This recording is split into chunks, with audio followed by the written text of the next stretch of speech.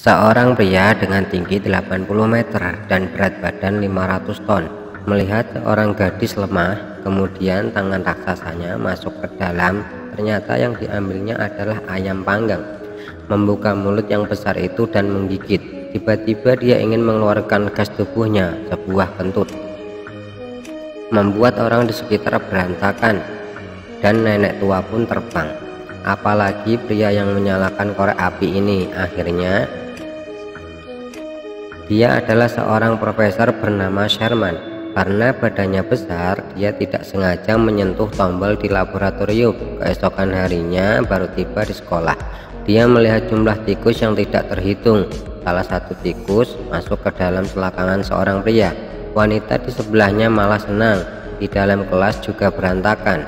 Mesin pembersih rumput pun menembak tikus. Salah satu terbang ke sarapan wanita ini. Ada juga yang terbang ke dalam mulut guru. Sekolah seketika kacau balau. Tidak lama kemudian Sherman ditanyai kepala sekolah, tetapi karena badannya terlalu besar, dia tidak bisa duduk. Pada saat itu muncul seekor tikus di lampu gantung. Dia melepaskan 2 biji kopi. Sherman ingin memberitahu kepala sekolah, tetapi tidak diberi kesempatan untuk berbicara. Kepala sekolah tidak tahu pada minumannya rasanya sangat unik. Kemudian tikus yang di atas jatuh masuk ke kopi. Sherman kembali ke kelas dan mulai mengajar, tetapi siswa-siswi menertawakannya. Ternyata dia sambil menulis di atas sambil menghapus di bawah. Baju penuh dengan serbuk kapur. Saat menurunkan memungut barang, guru cantik bernama Carla datang. Sherman langsung jatuh cinta padanya. Obesitas bawaan ditambah keturunan dari keluarganya. Tetapi demi mengejar Carla, dia membuat sebuah keputusan besar. Sherman sedang menjalankan operasi untuk menghilangkan lemak. Tiba-tiba badannya mulai mengembang, membesar hingga merusak ruang operasi menimpa dokter. Kemudian lanjut dengan akupuntur untuk menurunkan berat badan, tetapi sudah seperti hendak dan tidak berguna. Kemudian mulai ikut kelas 6 untuk kurus. Orang lain seperti ini, tetapi dia begini. Ikut tinju pun tidak bisa memukul sasaran, lompat tali pun tidak mahir seperti seekor babi. Pada hari Sabtu, Carla inisiatif mengajaknya ke bar. Kebahagiaan selalu datang dengan tiba-tiba. Kemudian Carla juga inisiatif memegangnya, benar-benar tidak memilih. Kemudian penampilan tayang bincang dimulai. Lampu menyoroti pembicara yang sedang bergaya. Gerakan ini membuat bingung. Ini monyet dari kebun binatang mana? Tidak terikat dan keluar, tetapi memang punya bakat dalam berbicara. Baru beberapa kata sudah membuat penonton tertawa, menghina siapa yang dia lihat. Dan kebetulan Sherman berdiri ingin ke toilet, tetapi malah ditargetkan oleh pembicara. Dia berkata posturnya ini sudah hampir mengejar bumi. 1 kali putar badan butuh 1 tahun. Kemudian menargetkan ke Carla. Warna kulitmu ini jika tidak buka lampu, saya pun tidak tahu ada orang yang duduk di sana. Kencan yang bagus malah dirusakin pembicara. Sampai di rumah, Sherman mulai merasa rendah diri, mulai makan berlebihan lagi. Karena makan kebanyakan, ada yang tersangkut di tenggorokan. Kemudian diantar ke rumah sakit dan dirawat. Tetapi tiba-tiba badannya mulai membesar, dokter ketakutan. Kemudian Sherman yang besar lari ke jalan raya. Sekali kentut langsung menghancurkan sebuah kota. Sherman kaget dan kebangun. Ternyata ini hanya sebuah mimpi. Agar mimpinya tidak menjadi kenyataan, teringat air penurun berat badan yang dia pelajari. Kemudian pintu ditutup, rantai besi dikunci, jendela juga ditarik, dan mulai eksperimen. Langsung minum sebotol. Tiba-tiba di komputer mulai berubah.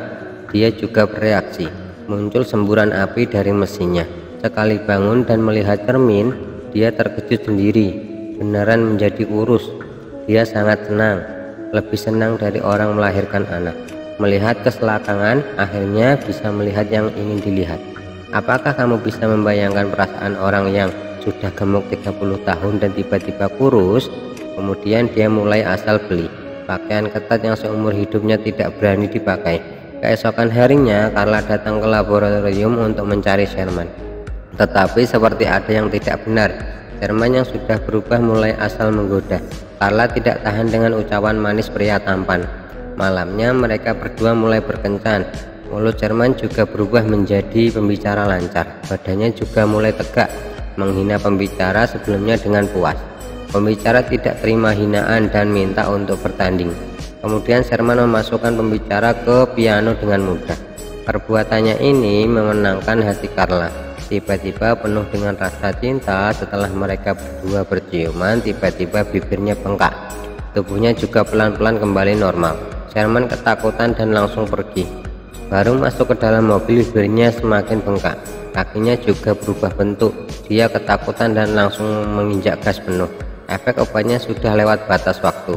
Berat badannya langsung bertambah dan kembali ke aslinya. Untung saja tim penyelamat tiba tepat waktu. Besoknya dia mendatangi laboratorium.